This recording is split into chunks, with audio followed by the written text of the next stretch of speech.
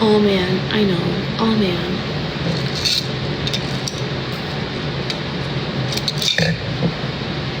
Okay. What else should we talk about? Because I don't want to talk about my unfortunate situations. Also, okay, no, I want to talk about this situation. The only reason I didn't cut him off so fast was because in May, I'm not gonna say I cheated on him, but we were in a situationship. I feel like you can't really cheat in a situationship. We were in a situationship, and I did end up like talking to this guy who slid into my DMs in May. Y el otro que te tira every year to tell you that he... Okay, that guy is different because I feel like he does have a girlfriend and he's just ashamed to like post her on social media. The only reason I think he has a girlfriend is because every time I look at his page, his stories either appear or disappear. The only reason it will disappear is because he will block me from seeing his stories. So that's how I know he has a fucking girlfriend. And I stopped texting him like 3 months ago because I figured that out. I'm not fucking with any man that has a fucking girlfriend. Fuck that shit. Okay, my situation for May. This man, this man went on 2 dates and we became really intertwined in terms of like we fell fast for each other. And unfortunately, he decided to pull back in June. So May, June. It was honestly like a 3-week situationship, and during that 3 weeks I feel like he was falling in love, which is fine. Like, I know I'm a great person and I'm like, I'm perfect, low-key. However, I was also falling in love with that man. So in June, he decided to be like, oh, I don't think I'm ready for this, blah blah. I was very okay with like letting him go. I was very understandable. I understand the reasons why he decided to break things off, because he had just gotten out of a long-term relationship. I understand. However, the problem with him is that after like 3 weeks he decided to reach out again, and that made me like fall back into the situationship. And I don't like guys that play games. Like, okay, if you cut me off, that's fine, but don't come back 3 weeks later and be like, oh, I feel like we had a really different spark than I've ever had, etc, etc. So he decided to start that again. Also, may I add, this man changed his whole fucking number and deleted his whole social media after he cut me off. Like, I could not get a hold of this man at all. He didn't block me because I did search from a different profile. I had my friend search and I couldn't find him at all. So he definitely deleted his social media. He changed his number, which I think is like fucked up. And then the only reason why we got back in contact is because he reached out to me on TikTok. Instant regret after he saw the grass is not greener on the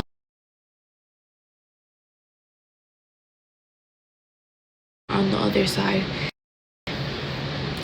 It is what it is. I don't have any regrets. If a man chooses to lose me, that's on them. I don't give a fuck. Honestly, I like literally do not give a fuck about men. Like, I'm at a point in my life where if it doesn't like benefit me, to each their own.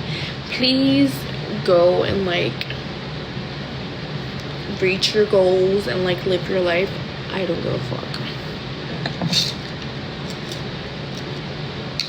Mind you, that man still texts me on TikTok, not even like on text, because he refuses to give me his number, which honestly I think he has a girlfriend and he just doesn't want to admit it. And if he does, that's fucked up. But this man refuses to give me his number after everything. And he texted me like 2 weeks ago, basically like breaking up with me. And I'm like, what the fuck are you like breaking up? Because we were never together, to be honest.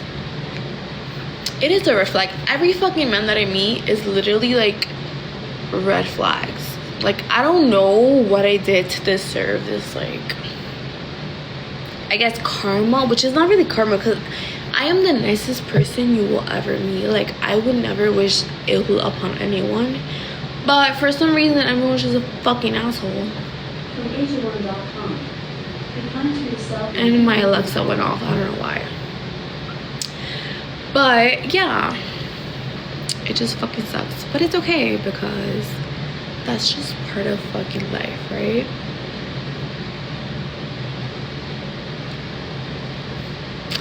But yeah, Yeah, but is the effect of being super pretty and independent. I don't think that effect works long term. It gets, okay, I understand being independent, but being independent does get really fucking lonely, not gonna lie, because you're at a point where you don't need a man to survive or do anything for you. However, I am 28 years old. I turned 28 in December, and it's getting to a point where it's just like, I just want to meet my husband. I'm tired of fucking trying and like going on dates and like trying to meet someone that ultimately will be my husband and be the father of my children. Like, I'm just fucking over it. It's either it's gonna happen or it won't. And it gets really fucking lonely, I'm not gonna lie. Like, living alone and being single is like at a late 20s to mid 30s age. It gets really fucking sad, I'm not gonna lie. But that's just part of life, isn't it? I feel like I'm just meant to be like the fun aunt, which I don't mind at all. Like, I love all my nieces and nephews, but boy, no, I've been looking for 36 years, y no hay nada, no había nada, no hay nada. Well, thank you for like giving me hope, I guess. It's just crazy work. Like, I feel like men these days just don't give a fuck about feelings, and I'm getting to a point where like I also don't give a fuck about feelings, but honestly that's just me. Like, fuck everyone, but whatever. Okay, should I set up a hookah? Yes or no?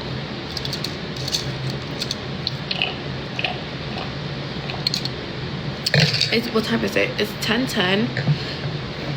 I can either set up a hookah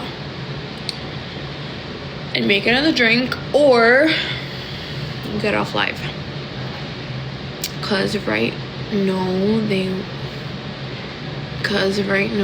want men with a bag and an easy life, in my opinion.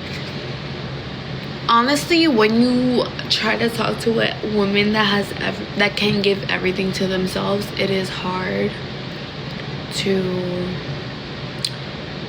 tie them down, because it's just like, if you're not adding on to my life, like, why do I need you? I understand in terms of like being a really nice person and like making that connection organically, but if you're just coming out of a different like out of left field, if you're coming out of left field saying that you want a relationship and you can't give me stuff that I can't give myself, it's just like, why am I settling, you know? But I understand what you mean. But it's not always the girl. Usually it's the guy that isn't ready to like commit or anything. Like, the only reason me and my 3-year situationship didn't work out is because that man, first of all, he cheated on me. Secondly, he isn't ready to commit. Thirdly, he just has to work on his career and himself. I'm not saying that means I do have shit to work on. However, if a man is constantly telling you that they want to better themselves in order to be with you, it's just like, okay, so why am I waiting for you, you know? Like, I feel like you need to give men space in order to work on themselves and like be there for you when they're ready. And unfortunately, sometimes it's just not enough time, or you can't spare that time for them, and then you end up meeting someone else. Like, it's just not worth it. He wasn't ready to commit because he was cheating on me, or he was in a relationship.